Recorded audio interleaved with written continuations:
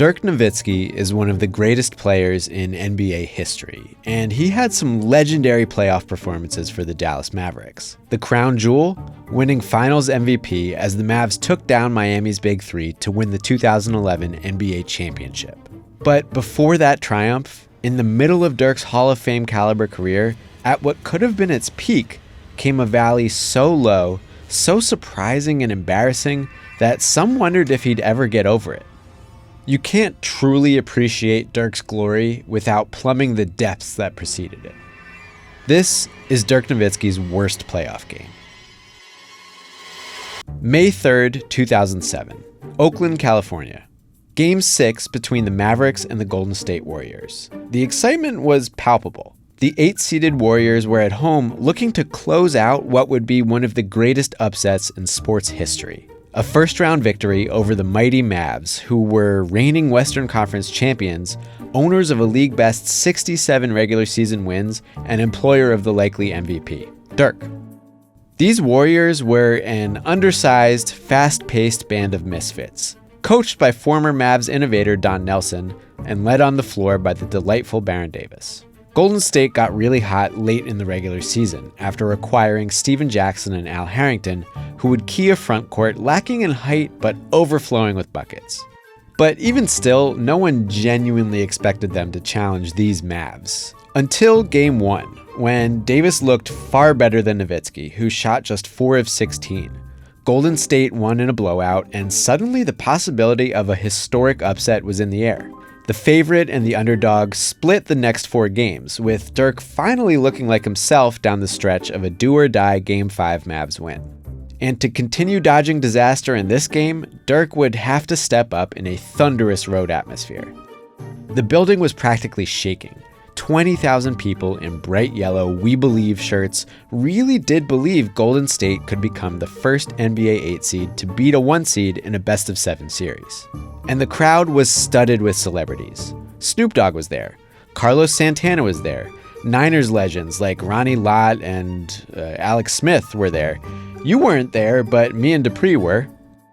This place was nuts, but if there were any moment for Dirk to bust his little playoff opening slump and show why he was the MVP frontrunner, it was here, with everyone watching and everything at stake. He opened things up with a brick. In fact, it was Jerry Stackhouse keeping the Mavs alive with some corner threes while Dirk missed all 4 of his early field goal attempts and just threw the ball away at the end of the first quarter. You would think the 7-foot sweet-shooting Dirk could feast on the smaller Golden State defenders, but Dirk's old friend Nelly had his players fronting and doubling the big guy, doing everything to annoy him and force the ball out of his hands. After missing his first 8 shots, Dirk finally just threw a fronting Steven Jackson to the ground to get an open look. Dallas was down just 2 at half, but Dirk was having a rough night. It made one wonder if he'd ever whiffed this much in so important a playoff game. In 2001, Nowitzki shot just 3 of 13 for 9 points in a blowout Game 1 loss to the Spurs, but that was Dirk's first ever playoff run, and that kicked off a dominant Spurs series victory. It hardly mattered. In Game 6 of 2003's first-round matchup with the Blazers, Dirk shot 2 of 11 for just 4 points in 28 minutes, but he picked it up in Game 7 and Dallas won the series. The Heat were able to turn the 2006 finals around in part because of Dirk's dismal 2 of 14 outing in Game 4. But he got to the line a lot in that game and played better the rest of the series even as the Mavs fell apart around him. And Dirk would go on to have more stinkers. In the 2011 Western Conference Finals, he shot 7 of 21 and turned the ball over 7 times, but the Mavs would win that game and the series and eventually the championship. He would more than make up for that one bad outing. But in 2007, the Mavs were the best team in the NBA, Dirk was in his prime, and all of that would be for naught if he couldn't pull himself together and lead Dallas back from a surprising 3-2 series deficit. But to open the second half, he was really pressing. The Warriors were still sending swarms of smaller defenders when Dirk got the ball, so his first semi-clean look at the rim produced a super rushed attempt. The Warriors started to pull away in the third quarter, and Dirk was struggling to even possess the ball against the smaller and more mobile Jackson. It was grim, and it was made extra grim by how useless Dirk looked on the other end. Avery Johnson coached a top 5 defense, but Dallas still couldn't figure out where to put Dirk against all those shooters. Johnson either put the Mavs in a zone or had Dirk sag way off his man over ball screens, which backfired horribly because he was guarding Jackson, who seized the open looks to reach 5 of 5 from downtown, then 6 of 6, then 7 of 7. When Dirk got switched onto an even smaller player, he got embarrassed. Baron Davis's hamstring was messed up, and he still torched Nowitzki twice. Clumsy rotations left Dirk to get crammed on by Matt Barnes or to frantically close out against Mikal Pietrus, who killed him. It took until the fourth quarter, when the Warriors had basically put the series away, for Dirk to hit his second basket of the game. The announcers foresaw a pretty miserable offseason. Unless there is a dramatic turn, this will be just a horrendous offseason for Dirk Nowitzki and the Mavericks. Dirk stayed out there for the last few minutes of this blowout, bricking one more 3 in front of the delirious crowd. The game ended. He gave his former coach a hug. His final scoring line in 38 minutes, 2 of 13 from the field, 0 of 6 from downtown, 8 points. Fewer points than Maurice Ager scored in 12 minutes. Dirk wanted to disappear, but he couldn't do it for long.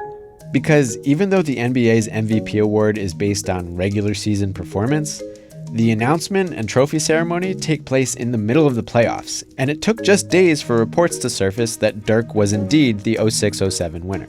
On May 15th, while the Warriors were in the middle of a series against the Utah Jazz, Dirk was summoned back to American Airlines Center to receive his trophy. So how does it feel, Dirk? It's a great day.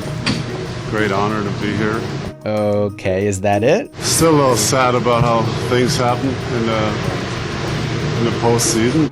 Yeah, I'm sorry, man. It's hard to watch Dirk try to keep his enthusiasm up in this press conference, and I can't really tell whether Mark Cuban was choking up because he was proud or just really sad. He's the guy that hurts so much when things don't go the way he wants. And that's what makes him an MVP of this league. That awkward scene makes you wonder if other regular season MVPs have fallen that short in the playoffs. And in fact, they have, but not quite like Dirk. Here are the other league MVPs whose teams didn't make it past the first round of the playoffs. Kareem won MVP in his first year in LA, but that was a transitioning Lakers team that didn't even make the playoffs. The Rockets lost in the first round after Moses Malone's first 2 MVP seasons, but those were 2 middle-of-the-road Houston squads. Neither loss was a huge upset. The same goes for the Thunder, who were a 6th seed when MVP Russell Westbrook failed to lead them out of the first round. So of these MVPs who didn't win a playoff series, Dirk really sticks out as a surprise. He's the only one who played a league-best season on a league-best team, then fell short. Obviously, enough time has passed that Nowitzki can appreciate this honor. He was the first Maverick and the first European player to win the award. But that loss to the Warriors was so painful and so fresh when Dirk found out he'd won MVP that he initially didn't want the award. And after he sucked it up and accepted the trophy, he got as far away from basketball as possible. Dirk spent a huge chunk of his summer wandering the Australian outback with his mentor, drinking by a campfire, asking himself, why me? He didn't shave or shower, he slept in hostels and cars, and sometimes he literally just let himself drift out to sea. Back in the States, people called him a choker, soft, not a real leader.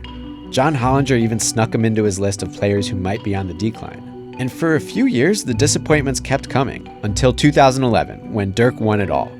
That shredded all doubt that he was a Mavs legend, one of history's greatest players, and perfectly capable of leading a team all the way. The emotions of Dirk Nowitzki, what he's always dreamed of, hoping to have another chance.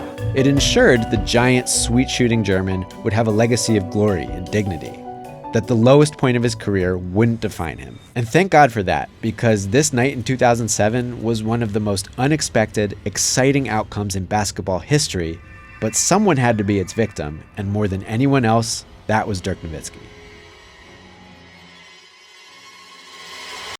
Thanks a lot for watching The Worst. We're bringing this series back, so if you liked this episode, you can recommend more episodes like it, or check out one of these 2 older ones.